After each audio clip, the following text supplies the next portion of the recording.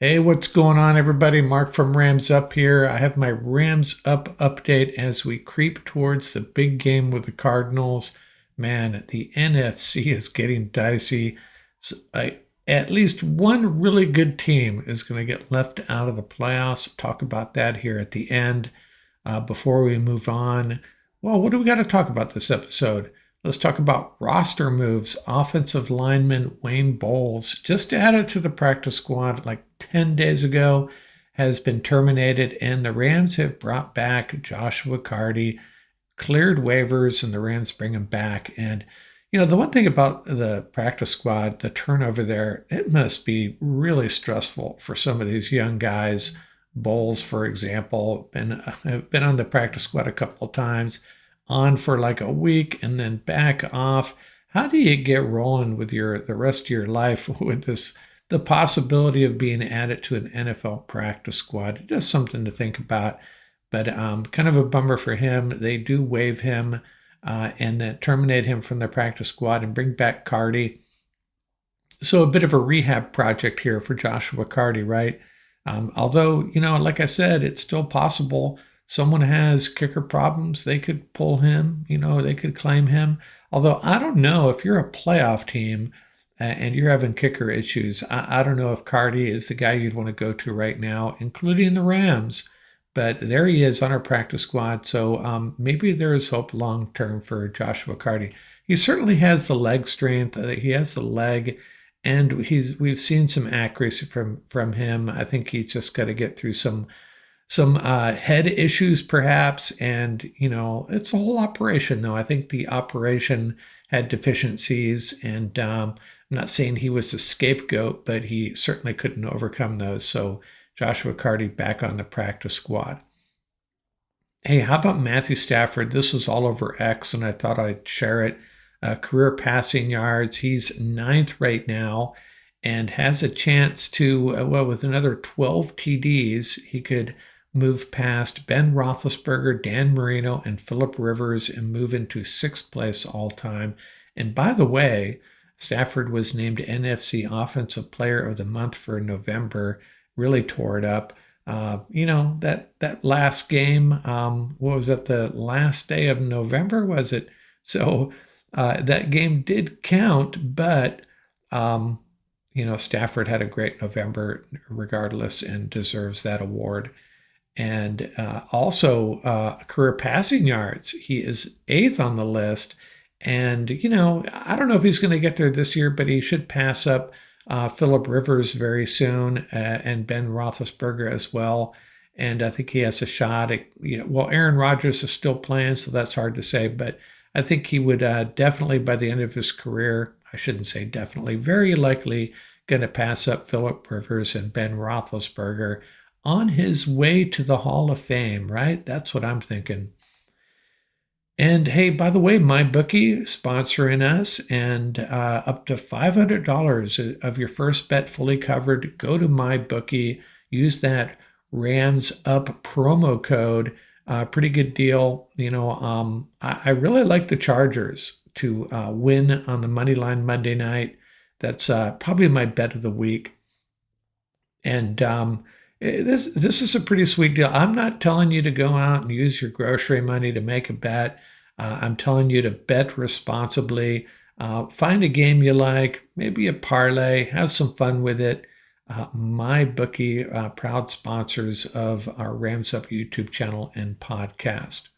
And it's Christmas time, so maybe celebrate with just one bet. How about that?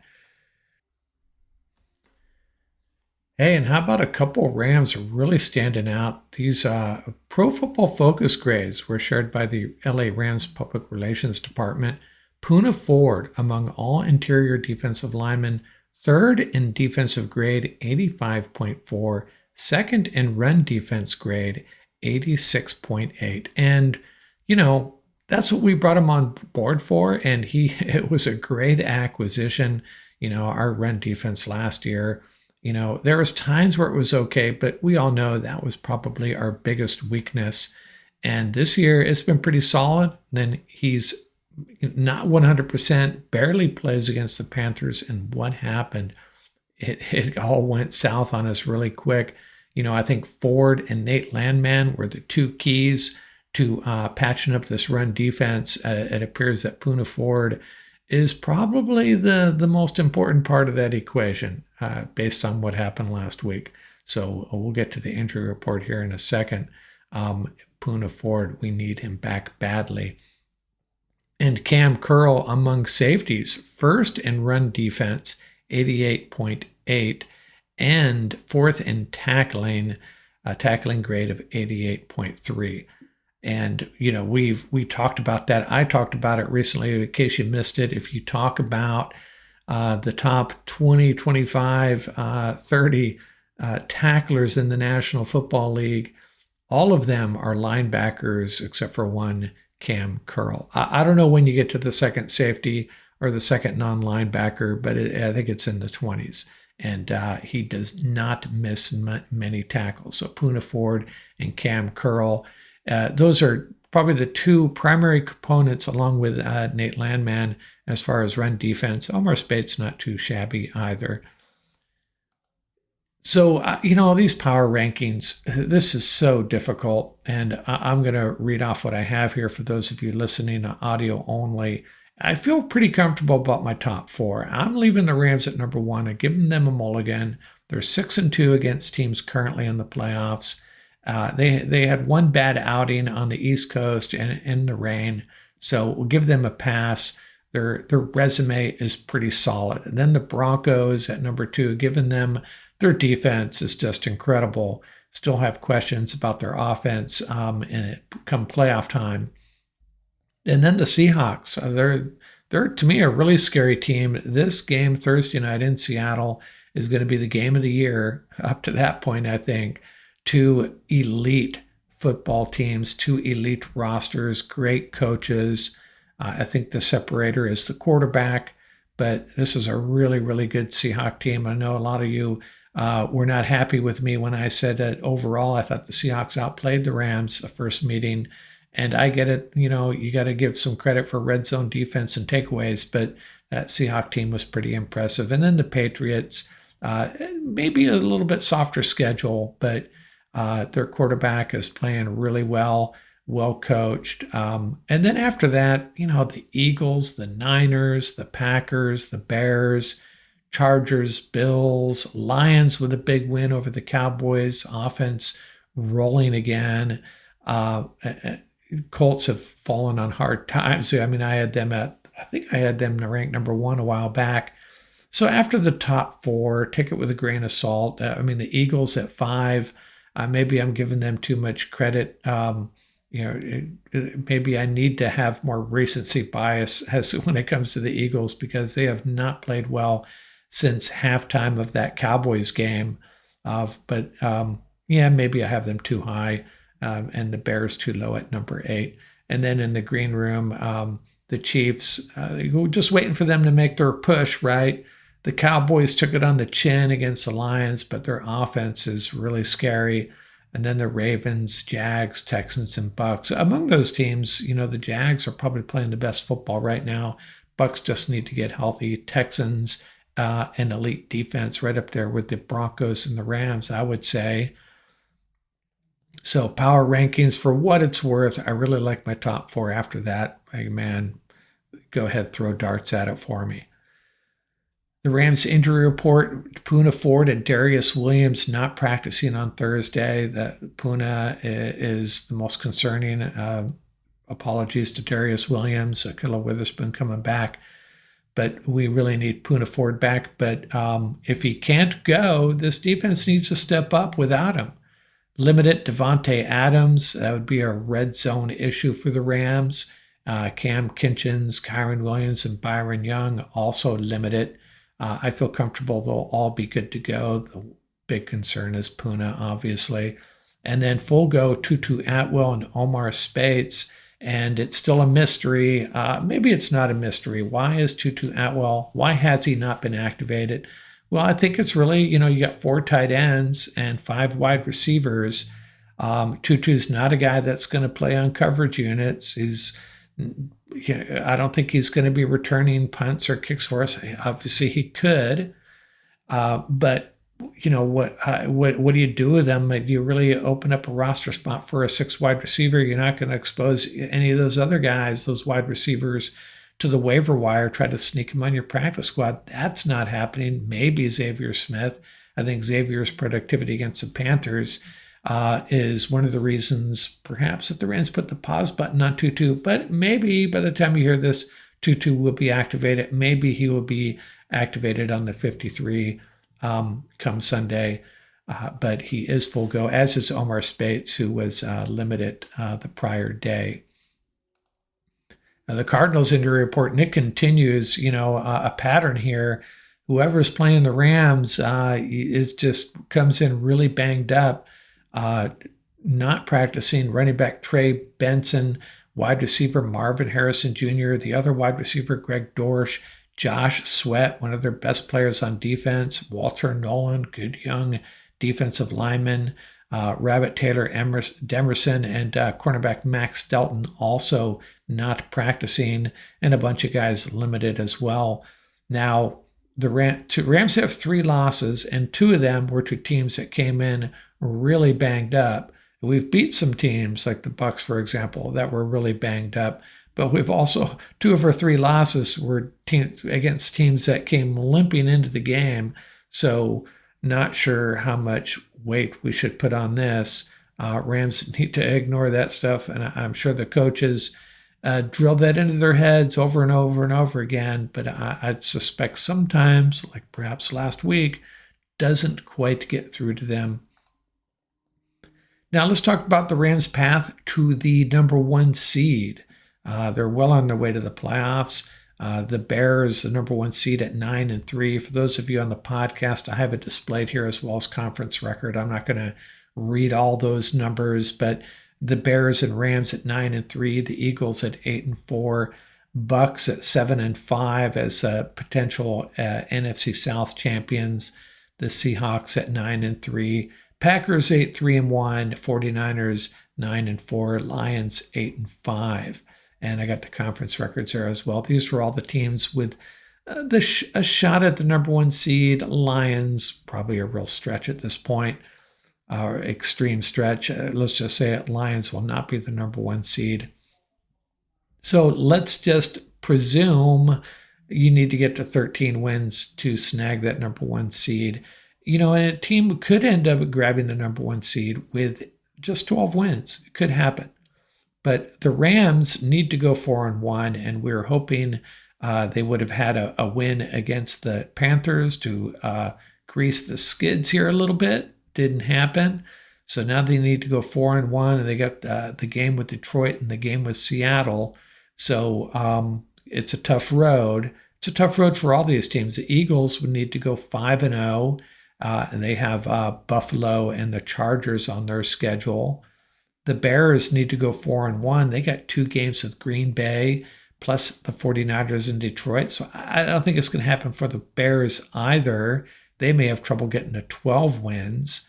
The Packers, 2 games with the Bears. They also have the Broncos and the Ravens. They need to go 5-0.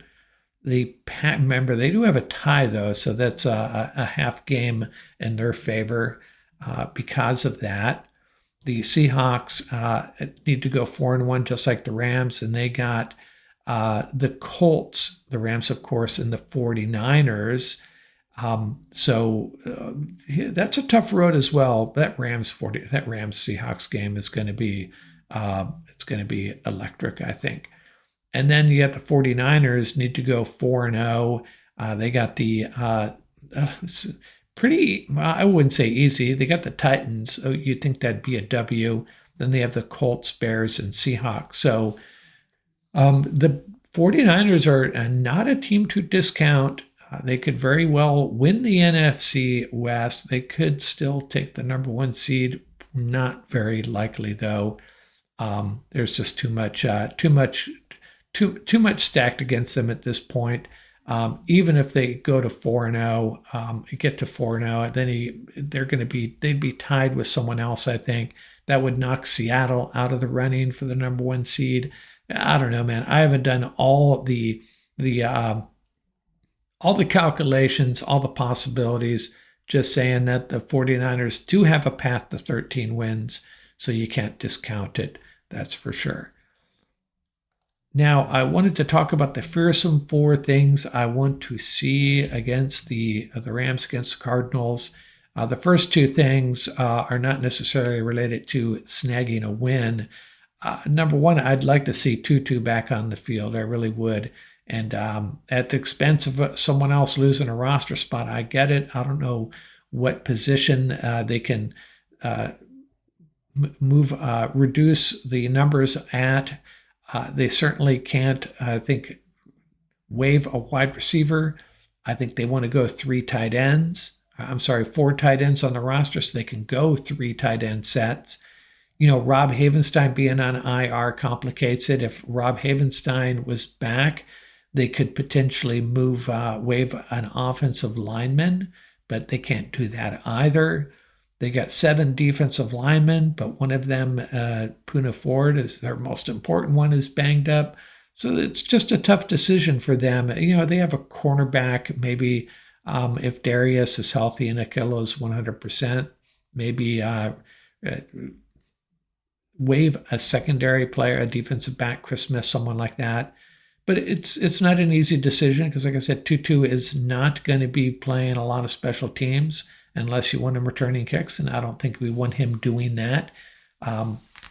So I want to see him out there. I don't know if it's going to happen. Tough decision for Sean McVay. And the second thing I'd like to see, I would like us to find us in a situation where we have to try a long field goal. Now, obviously, I want us to convert the red zone. When we're in the red zone, I want touchdowns. Let's hope we get a few of them. I would not be opposed to a situation where we are compelled to try a long field goal or two. I'd feel much better about we need to find out. I want tries, preferably I want Harrison Mevis to make the kicks, but we need to find out. We need to find out if we have a reliable field goal kicker. Not 100% convinced yet, although he does look really good. So maybe we'll get the way the NFL is going with these analytics, teams are going for it on fourth down much more often. And then you got a situation where you don't have a lot of faith in your kicker.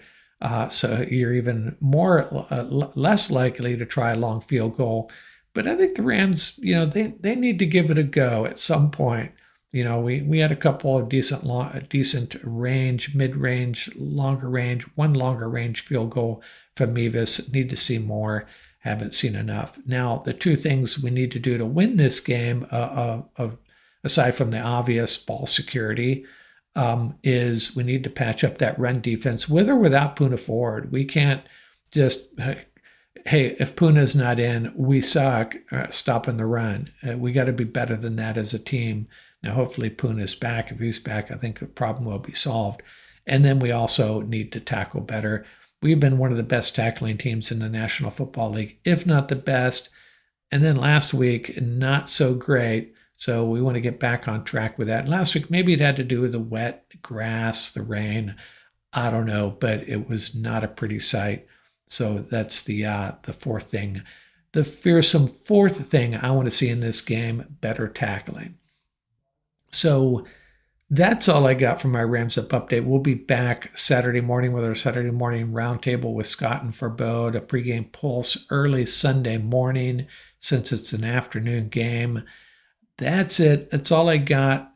Rams should roll this weekend. Need Poona back to make sure it happens, but even with or without him, we got to figure this run defense out here from Rams Up.